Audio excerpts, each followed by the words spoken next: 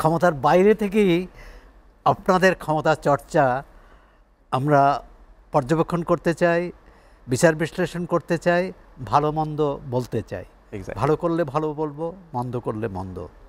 অবশ্য শামা ওয়াজেদ কিন্তু নুরুল হক নূরকে পার্লামেন্টে নিয়ে যাওয়ার কথা বলছেন, যে এটা একটি সুখবর যে যারা আন্দোলন করেছে সবাই এই আগামী জাতীয় সংসদের অংশীদার হবেন।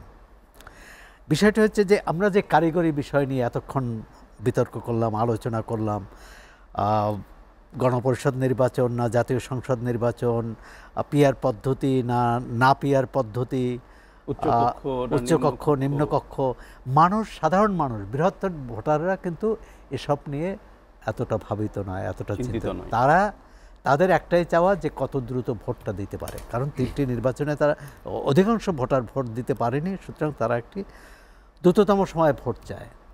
এই সরকারের প্রথম যেটি সরকারকে যারা এনেছে তাদের প্রথম দুর্বলতা ছিল এই সরকারের জন্য কোনো সীমারেখা না তৈরি করা, সময়সীমা নির্ধারিত না করা। যদি সেটা হতো হয়তো ডিসেম্বরে আগেই নির্বাচন হতো।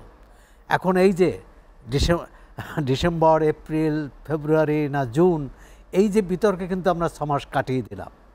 এখন হচ্ছে একটি সুষ্ঠু, অবাধ, নিরপেক্ষ নির্বাচন করা কিভাবে সম্ভব, যেখানে প্রতিটি ভোটার, প্রতিটি জনগোষ্ঠীর মানুষ, প্রতিটি ধর্মের মানুষ, এই সংখ্যালঘু এবং সংখ্যাগুরু নির্বিশেষে তারা নির্ভয়ে ভোট দিতে পারবে। ভোট দেওয়া মানে কি তার পছন্দের প্রার্থীকে বা প্রতিনিধিকে বাছাই করতে পারবে।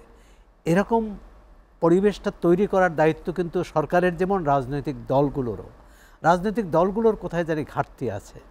একটা তো মনস্তাত্ত্বিক লড়াই আমরা লক্ষ্য করছি যে যেহেতু আওয়ামী লীগ মাঠে নেই, সুতরাং আওয়ামী লীগ ছাড়া যে নির্বাচন বা নির্বাচনী বা রাজনীতির মাঠ, সেখানে বিএনপির একটা কর্তৃত্ব বা বিএনপির প্রভাব বিস্তারের তো একটা জায়গা আছে। সেখানে অনেকে যারা ধরে নিয়েছেন যে আগামী নির্বাচনে কোন দল জয়ী, এই দল জয়ী হবে, মিস্টার ক দল জয়ী হবে, সুতরাং কর বাইরে সবার মধ্যে একটা যে ক জয়ী হলে আমাদের কী লাভ, সুতরাং নির্বাচন পিছালে আমাদের সুবিধা। আবার ক দল ভাবে যে নির্বাচনে জয়ী হলে নির্বাচনটা যত দ্রুত হয় সেটি করা। এখন নির্বাচন কিন্তু জনগণের জন্য, জনগণের।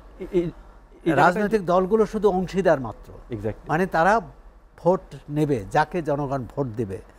এখন সেই জনগণকে আমরা কতটা প্রস্তুত করছি, কতটা তাদের সক্ষমতা না, কতটা তাদের পরিবেশটা তৈরি করছে। এখন এই পরিবেশটা তৈরির দায়িত্ব, যেমন আইন শৃঙ্খলা, এই ভয়টা কিন্তু সবার জন্যই আছে যে একটা সুষ্ঠু নির্বাচন জন্য আইন শৃঙ্খলা পরিস্থিতি দরকার, সেটি আছে কিনা।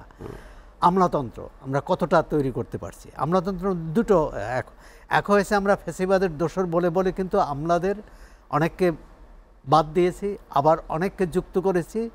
ধরেন 10 বছর আগে তারা অবসরে চলে গেছিলেন।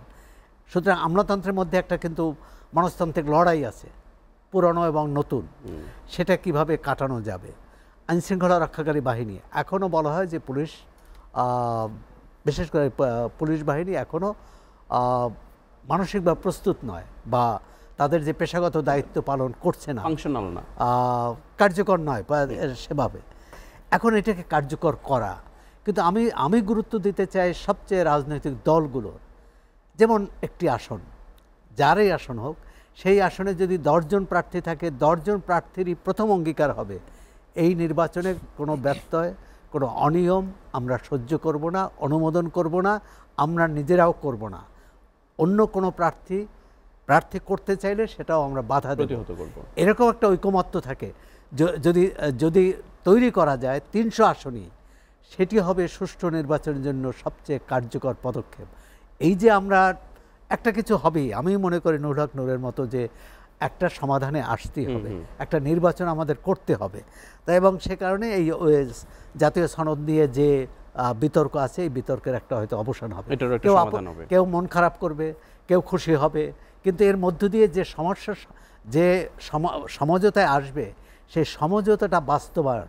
দ্বিতীয় একটি, এটাও আমি মনে করি যে নুরুল হক নূর যথার্থই বলেছেন, একটা আইনি ভিত্তি। কিন্তু আইনি ভিত্তির সমস্যা হচ্ছে সেনা সমর্থিত সরকারের 2 বছরে যত সংস্কার করা হয়েছিল তারও কিন্তু একটি অধ্যাদেশ জারি করে সেটা করা হয়েছিল, অর্থাৎ আইনি ভিত্তি। পরবর্তী সংসদ সেটি অনেকগুলো রাখেনি, অনেকগুলো রেখেছে।